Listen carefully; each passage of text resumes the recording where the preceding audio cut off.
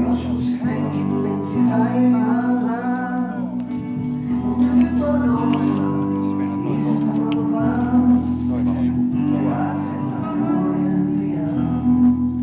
Enni Shorin, eli mä oon tanssiryhmä Five Stepsin vetäjä ja koreografini. Sitä kautta mua on tänne pyydetty.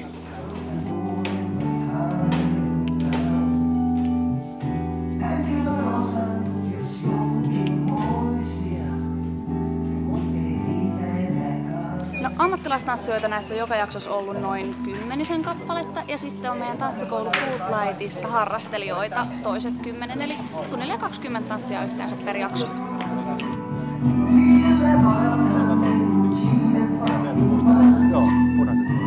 Me harjoitellaan Tanssikeskus Footlightin tiloissa ennen kuvauksia ja sitten täällä studiossa kuvausten aikana. Eli vikku, se, ka ja y, kakko, liene, takse, vikku, kääntyy se, ka, oikein käsi y, kakko, ne, vase, vikku, askel se, ka ja uudestaan, 2, 3, vikku, se, ka ja y, kakko, ne, vikku. No, tää poikkeaa aika paljonkin, kun yleensä mä oon tehnyt itse vaan live-tansseja eli ihan lavalla, niin täällä on se hyvä, että pääsee vetämään saman biisin monta kertaa. Eli jos mokaa kerran, niin se ei ole niin hirveetä kuin lavalla sitten.